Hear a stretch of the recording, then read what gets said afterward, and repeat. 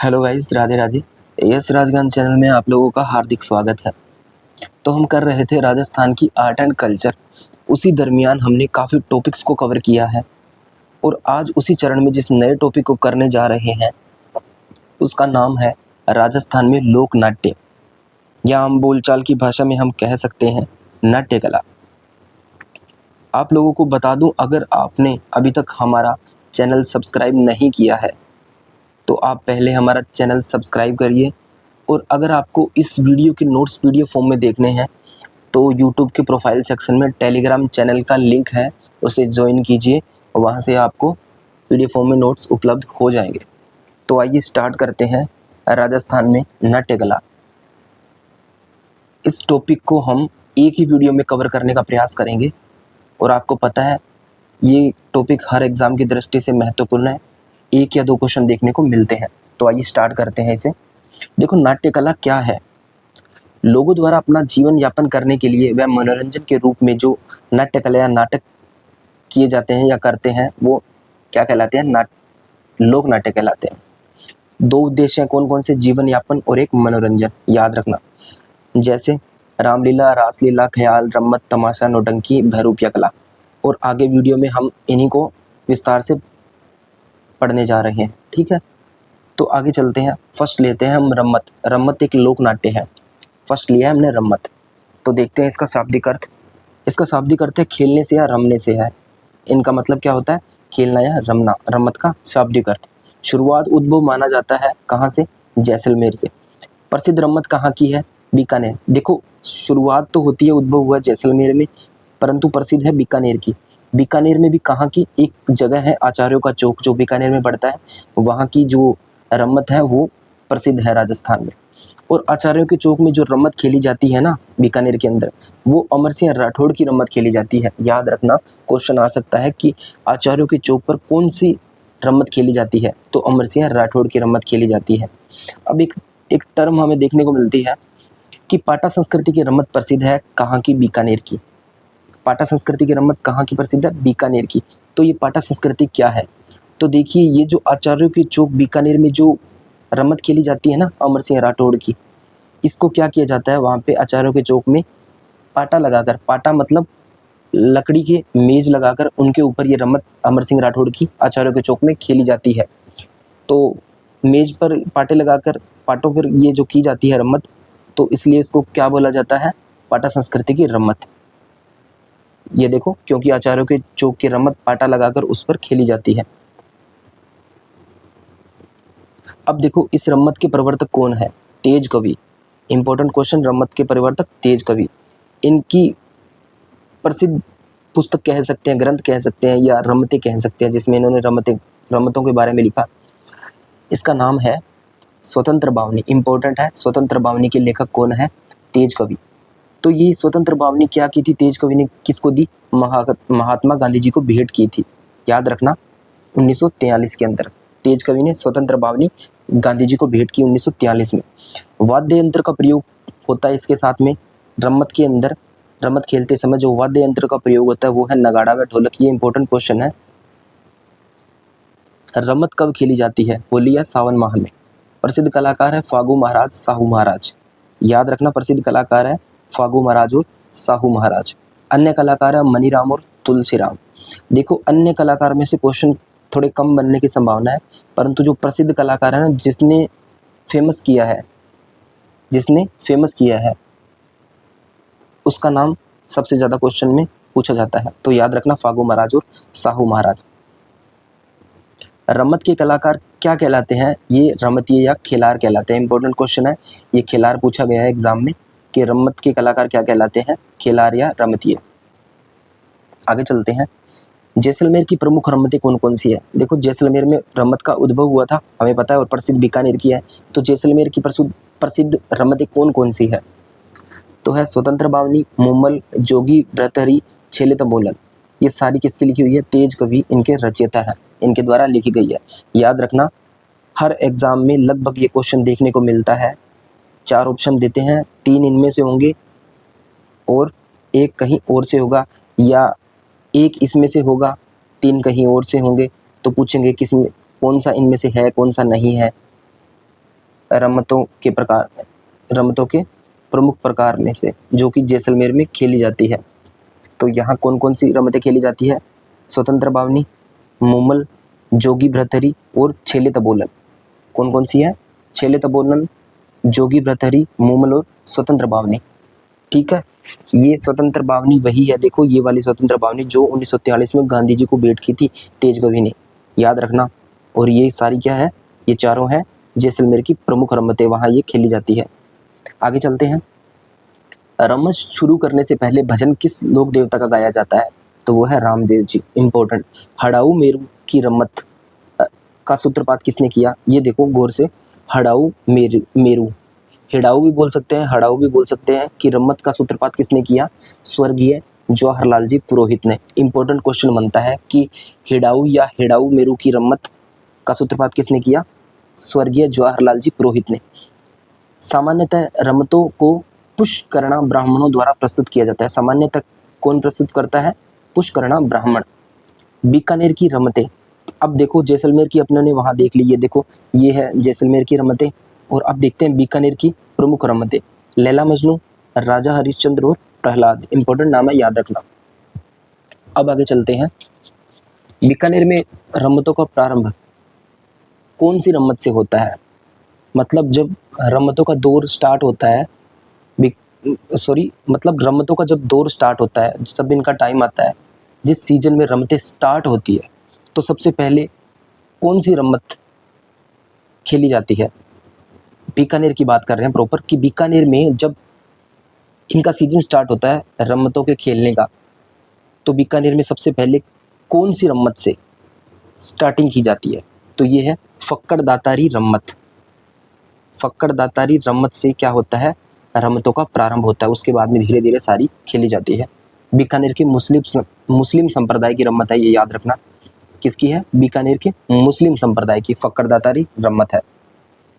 Next देखते हैं अपने, नेक्स्ट लोक नाट्य आता है हमारा चार बेंत। क्या नाम है? चार बेंत।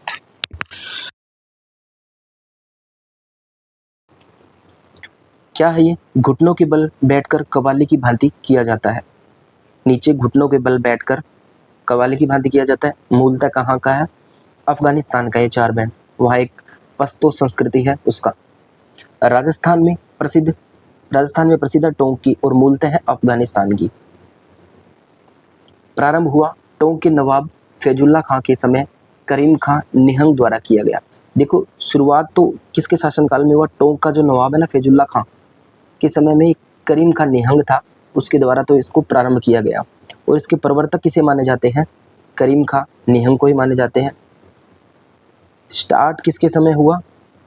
नवाब फैजुल्ला खां के समय, करीम खां निहंग द्वारा। तो प्रवर्तक कौन हो गया?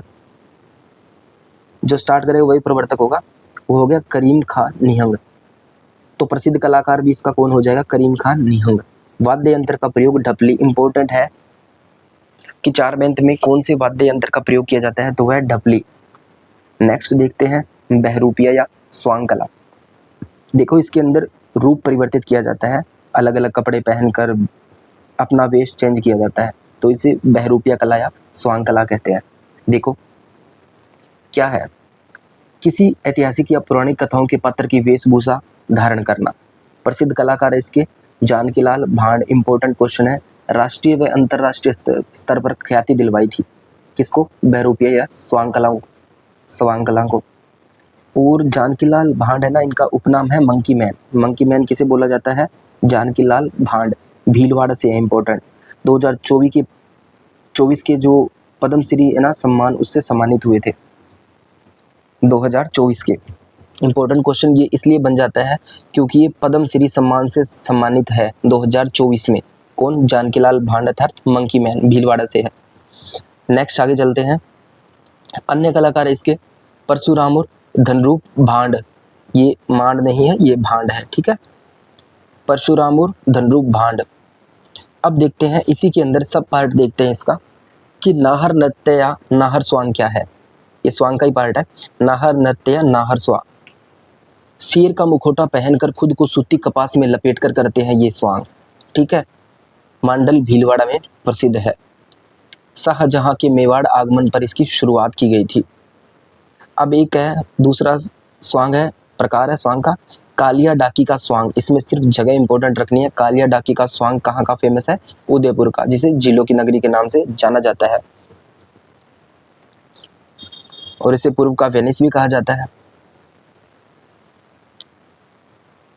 और तमाशा ख्याल, फोर्थ क्या है? तमाशा। अभी एग्जाम हुआ था, उसके अंदर एक क्वेश्चन पूछा गया है कि पूर्व का वेनिस किसे कहा जाता है? तो पूर्व का वेनिस कहा जाता है उदयपुर को।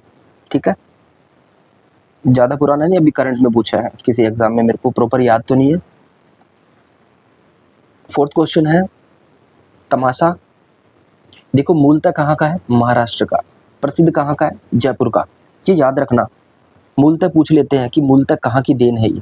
तमाशा देन है मूलतः महाराष्ट्र की, प्रसिद्ध तमाशा कहाँ का है? जयपुर का। शुरुआत हुई सवाई प्रताप सिंह के समय। प्रवर्तक है इसके बंशीधर भट्ट। तो भट्ट परिवार इसको क्या करेगा? प्रसिद्धि दिलाएगा। भट्ट परिवार ने तमाशों का राजस्थान में प्रारंभ किया। प्रवर्तक थे बंशीधर भट्ट। तमाशा खुले मंच पर होता है जिसे कहते हैं अखाड़ा। तमाशा खुले मंच पर होता है और उसे क्या बोला जाता है? अखाड़ा। इंपॉर्टेंट क्वेश्चन है। कलाकार है इसके, एक तो है वासुदेव भट्ट। कौन से हैं?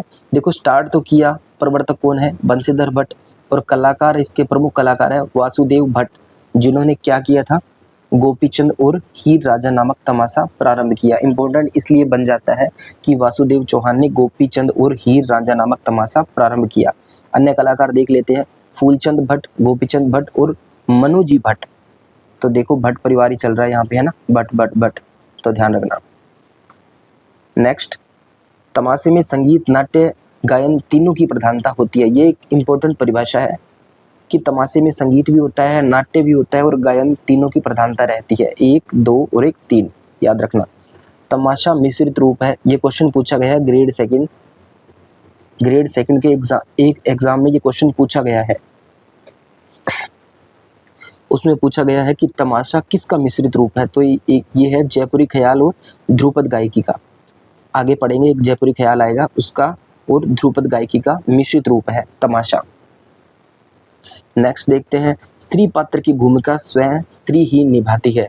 प्रसिद्ध कलाकार है इसकी गौहर जान। क्या है? गौहर जान। इंपॉर्टेंट क्वेश्चन है। देखो लगभग अपने जितने भी नाट्य पढ़ेंगे ना, उनमें क्या होगा? स्त्री पात्र की भूमिका भी पुरुष निभाएगा और पुरुष पात्र की भूमिका भी पुरुष ही निभाएगा। परंतु इस नाट्य में क्या हो रहा है? तमाशा में क्या हो रहा है? तमाशा में स्त्री पात्र की भूमिका क्या कर रही है? खुद स्त्री पात्र निभा रही है और प्रसिद्ध महिला कलाकार है गौहर जान। आगे चलते हैं। प्रमुख वाद्य यंत्र का प्रयोग तमाशा में एक हारमोनियम का होगा, एक होगा तबले का। हारमोनियम और तबला। अब चलते हैं पांचवा, ख्याल लोक नाट्य।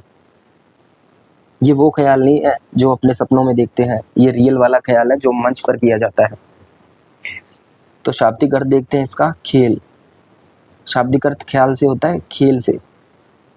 क्या है? खेल के साथ संगीत में कला करना। कि खेल के साथ संगीत में कला करना ही क्या है? ख्याल है।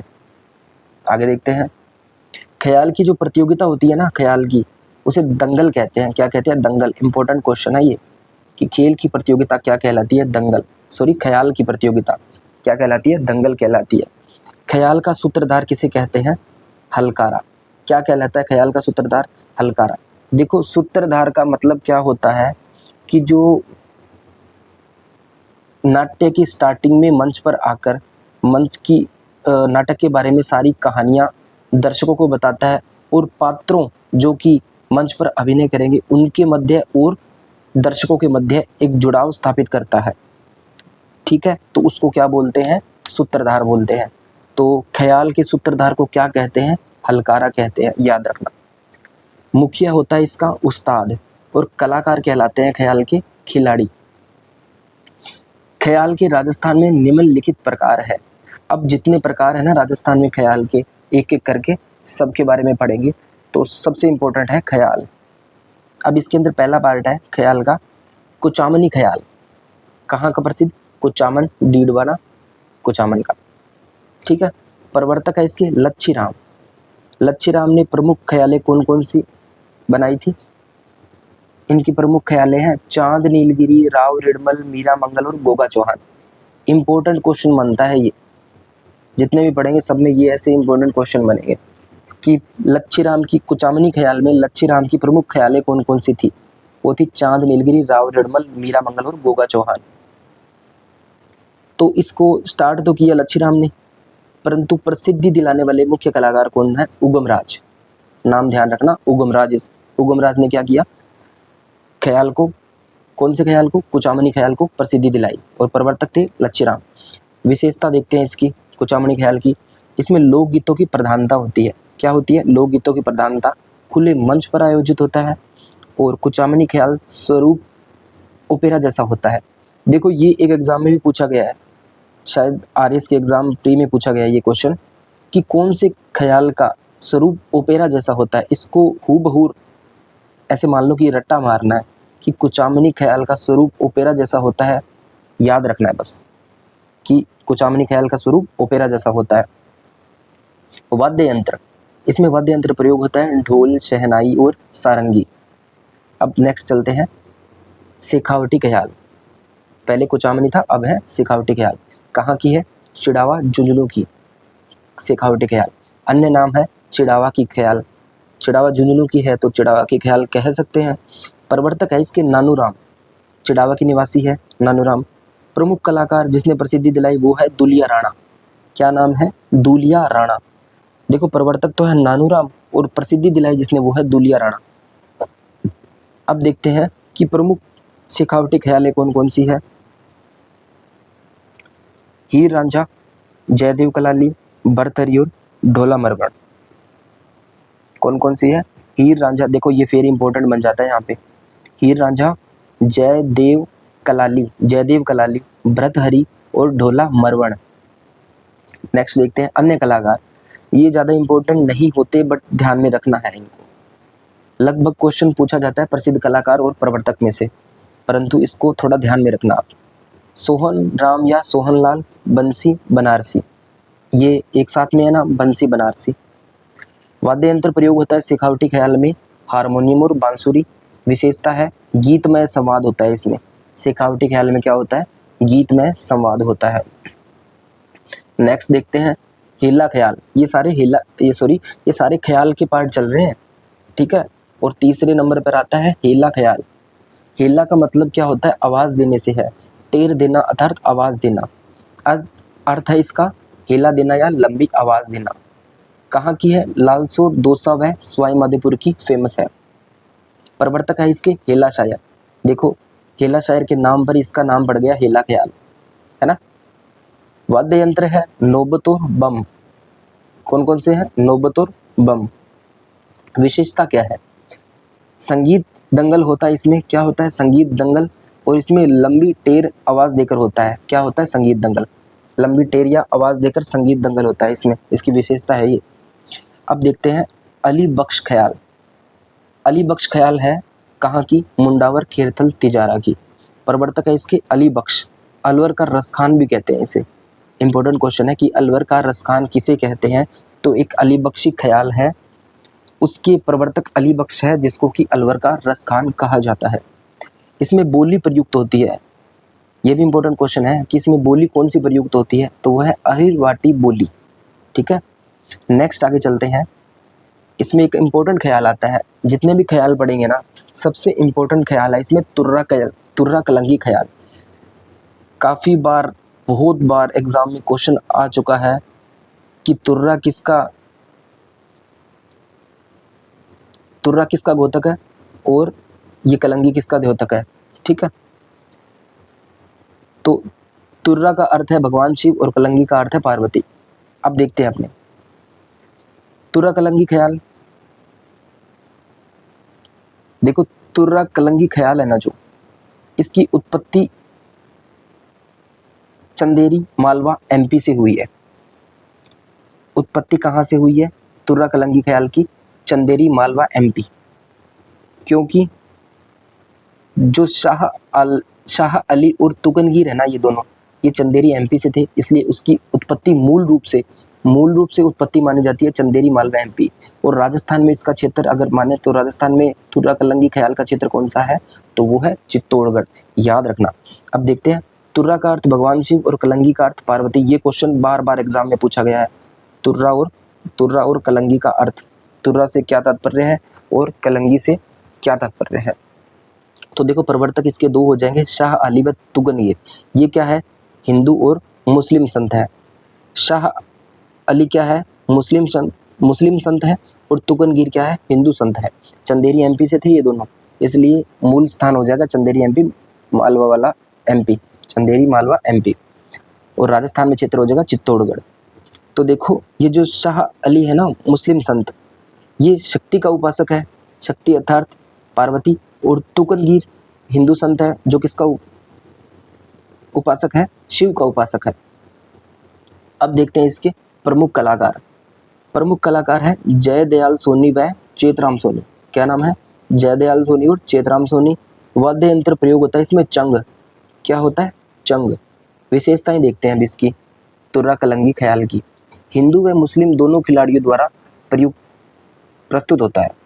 देखो हिंदू व मुस्लिम दोनों खिलाड़ियों द्वारा प्रस्तुत होता है, क्योंकि इसके प्रवर्तक कौन है, एक हिंदू है और एक मुस्लिम, दोनों हिंदू मुस्लिम संत है, इसलिए हिंदू व मुस्लिम दोनों खिलाड़ियों द्वारा प्रस्तुत किया जाता है। सांप्रदायिक सद्भावना का प्रतीक है, क्योंकि इसमें हिंदू और मुस्लिम दोनों खिलाड़ी भाग लेते हैं, हिंदू और मुस्लिम दोनों सदस्य भाग लेते हैं इसमें, इसलिए ये सांप्रदायिक सद्भावना का प्रतीक माना जाता है। स्त्री पात्रों की भूमिका भी स्वयं पुरुषों द्वारा निभाई जाती है। ये मैंने बताया था कि लगभग सभी जो नाट्य आएंगे ना, उनके अंदर स्त्री पात्रों की भूमिका भी पुरुष निभाएंगे और पुरुष की भी पुरुष निभाएंगे। तो आगे चलते हैं, नेक्स्ट ख्याल आता है जयपुरी ख्याल। जयपुरी ख्याल कहाँ का है, जयपुर का। कलाकार है जयपुर के गुणीजन खाने के, जो जयपुर का गुणीजन खाना है ना, वही कलाकार है। जयपुर के गुणजन खाने के कलाकार इस जयपुरी ख्याल के प्रसिद्ध कलाकार माने जाते हैं। अब ये गुणीजन खाना क्या है, ये इसको देखते हैं। इसका निर्माण स्वाई प्रताप सिंह ने करवाया था, क्योंकि इसमें हस्तशिल्पियों व कलाकारों को संरक्षण दिया जाता था। अब इसकी विशेषताएं देखते हैं जयपुरी ख्याल की। नृत्य, गान, संगीत, अभिनय व कविता का समन्वय है। स्त्री पात्रों का अभिनय स्वयं स्त्रियों द्वारा ही किया जाता है। ये इंपॉर्टेंट यहाँ बन जाता है कि स्त्री पात्रों का अभिनय स्वयं स्त्रियों द्वारा ही किया जाता है, पुरुषों द्वारा नहीं किया जाता। अब प्रमुख जयपुरी ख्याले इंपॉर्टेंट क्वेश्चन बनता है, बहुत ज़्यादा इंपॉर्टेंट, कि प्रमुख जयपुरी ख्याले कौन कौन सी है। जोगी जोगन, कान गुजरी, मियाँ बीवी, रसीली, तंबोलन। याद रखना, चार है, जोगी जोगन, कान गुजरी, मियाँ बीवी, रसीली, तंबोलन। अब आता है नेक्स्ट किशनगढ़ी ख्याल। किशनगढ़ी ख्याल किशनगढ़ अजमेर का है, प्रवर्तक है बंशीधर शर्मा। बस इतना नाम याद रखना है, कहाँ की है और प्रवर्तक कौन है, बंशीधर शर्मा।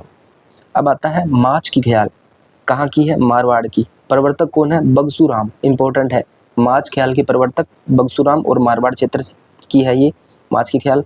विशेषता क्या है, वीर रस व भक्ति रस की प्रधानता मिलती है माच के ख्याल में। अब देखते हैं अपने हेला तो अपनों ने कर लिया, हेला ख्याल। अब देखते हैं कन्हैया ख्याल।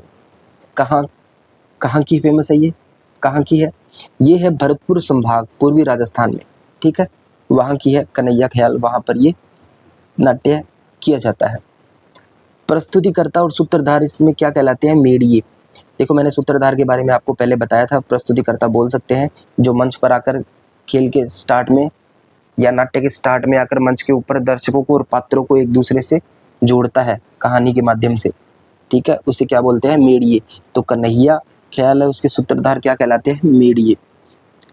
रामायण व महाभारत के लिए प्रसिद्ध है,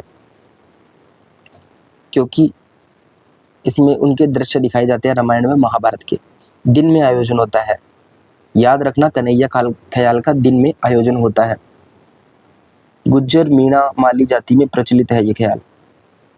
इसके ख्याल कन्हैया दंगल के नाम से जाने जाते हैं। वेरी इंपॉर्टेंट क्वेश्चन है कि कौन से ख्याल कन्हैया दंगल के ख्याल के नाम से जाने जाते हैं, तो कन्हैया ख्याल के नाम से जाने जाते हैं, ठीक। आगे चलते हैं, नेक्स्ट हमारा है ढप्पाली ख्याल, जो कि लास्ट ख्याल है। कहाँ का है, भरतपुर, डी, खैरथल, तिजारा, अलवर, लक्ष्मणगढ़ और बहरोड। इतनी जगह में ढप्पाली ख्याल प्ले किया जाता है। कहाँ कहाँ? भरतपुर, डी, खैरथल, तिजारा, अलवर, लक्ष्मणगढ़ और बहरोड। विशिष्ट गायकी होती है इसमें, ढपाली ख्याल में विशिष्ट गायकी होती है। संगीत प्रेमियों में स्पर्धा होती है। इसमें जो भी संगीत प्रेमी होंगे ना, उनमें क्या होगी? स्पर्धा होगी। अब नेक्स्ट देखते हैं लोक नाट्य, जिसका नाम है लीला।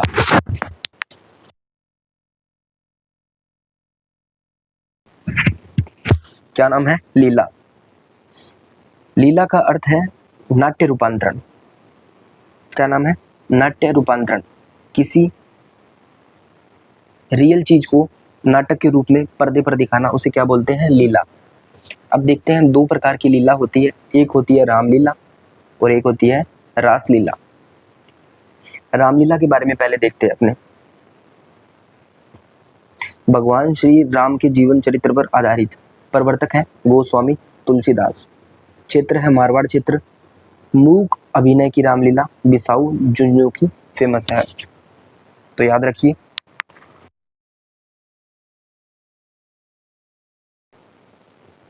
कहाँ की फेमस है? मूक अभिनय की रामलीला, ये फेमस है बिसाऊ झुंझुनू की। इंपॉर्टेंट क्वेश्चन है। वह रामलीला जहां सभी जनता द्वारा मिलकर धनुष तोड़ा जाता है, वो है अटरू बारा की रामलीला, फेमस, याद रखना।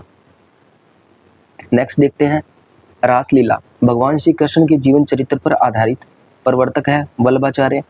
क्षेत्र है इसका फुलेरा, भरतपुर और डीग। ये फुलेरा पड़ता है आपके जयपुर में। अब इसके प्रसिद्ध कलाकार देखते हैं अपने। मोतीलाल जाट, रासलीला के। मोतीलाल जाट रासलीला हेतु प्रथम नाटक लिखा इसने। रासलीला हेतु प्रथम नाटक लिखा, तो उसका नाम हो जाएगा मोतीलाल जाट और इम्पोर्टेंट बन जाता है। नेक्स्ट है कलाकार हरगोविंद, फिर है शिवलाल कुमावत। क्या नाम है? शिवलाल कुमावत। जुरहरा की रासलीला, ये क्या है? जुरहरा की रासलीला कहाँ की फेमस है? भरतपुर। और कामा की रासलीला, ये भरतपुर में हो जाएगा, क्योंकि कामा पहले भरतपुर में था, अब कामा डीग में पड़ता है, याद रखना। अब देखते हैं नेक्स्ट, नौटंकी। हमारा नेक्स्ट आता है नाट्य नौटंकी। नौटंकी के नाम से ही स्पष्ट हो रहा है कि नाटक होगा इसमें। मूलतः कहाँ का है? ये है अवध यूपी का। अर्थ है नाटक का अभिनय। नाटक का अभिनय। क्षेत्र है राजस्थान के पूर्वी भाग में प्रचलित। प्रवर्तक है भूरीलाल।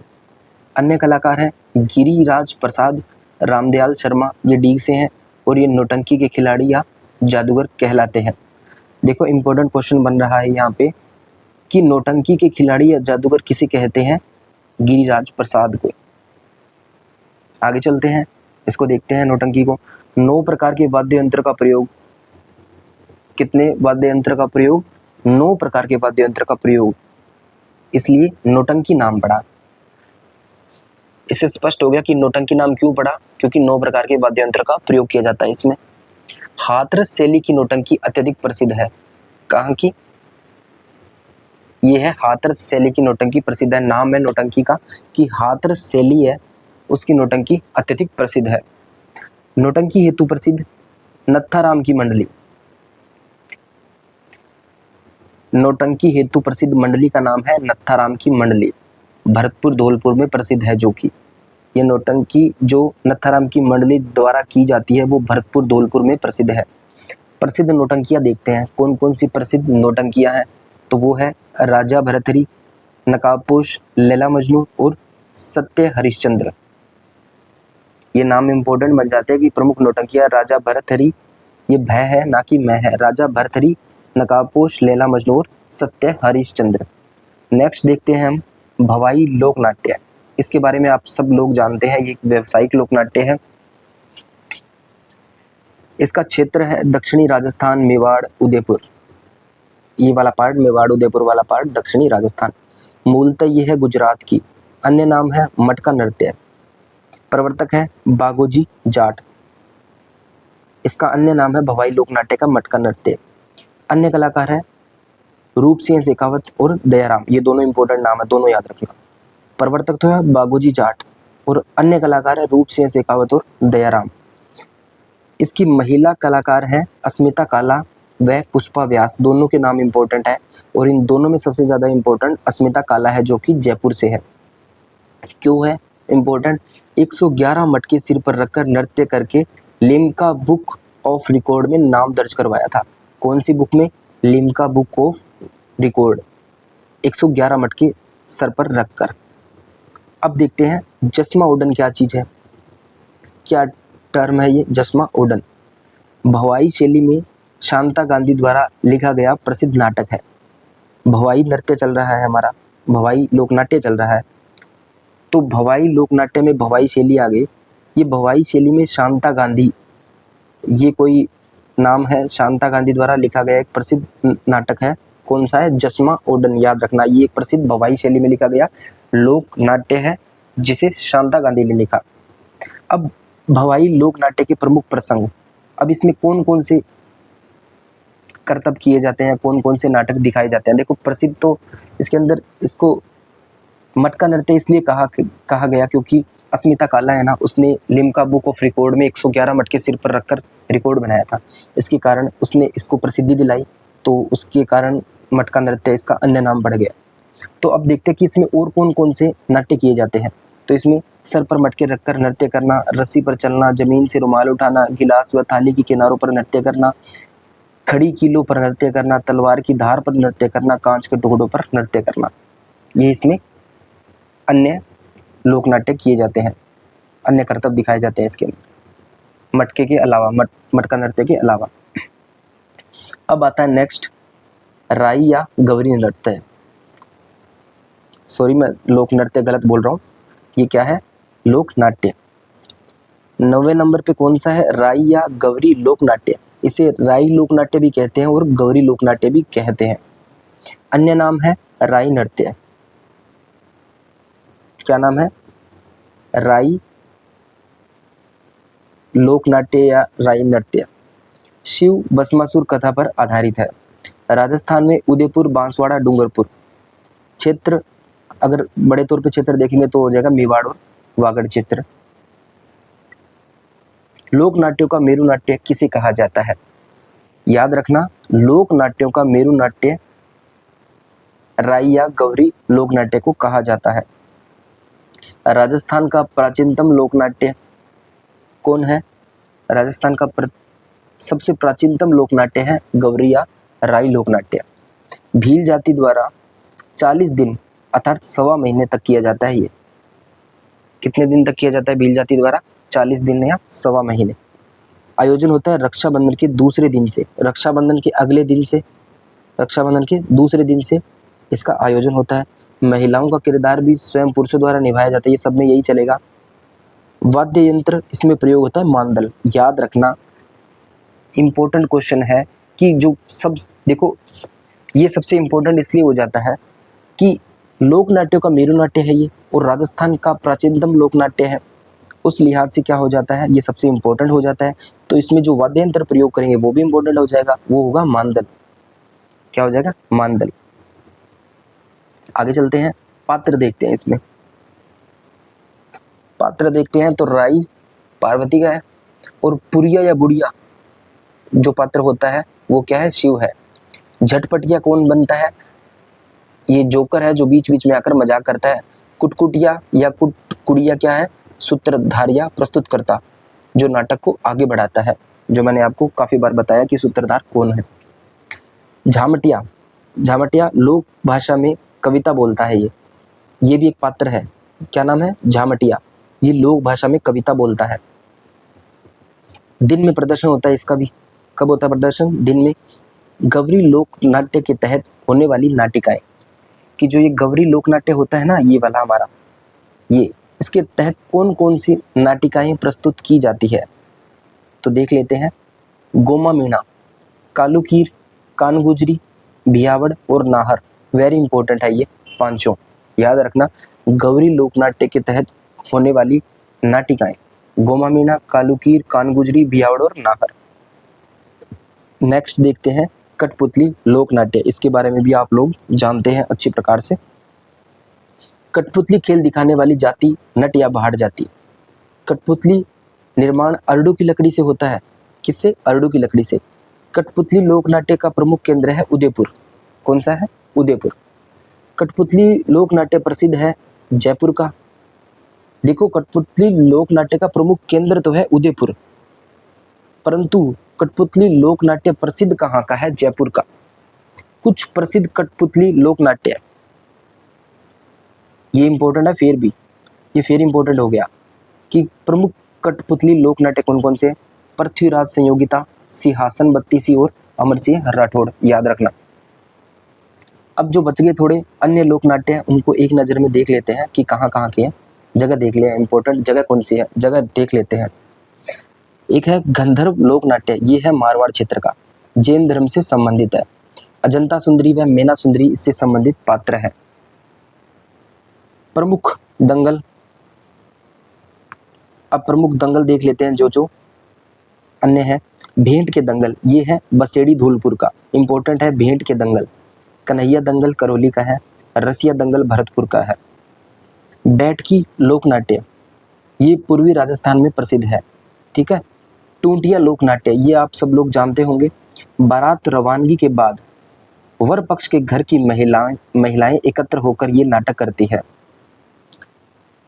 तो आई होप आप सब लोगों को ये टॉपिक अच्छी प्रकार से समझ में आया है, और ये हमारा टॉपिक यहाँ ख़त्म होता है एक ही वीडियो में, और नेक्स्ट वीडियो में नेक्स्ट टॉपिक के साथ मिलते हैं। तब तक के लिए राधे राधे, जय श्री कृष्णा।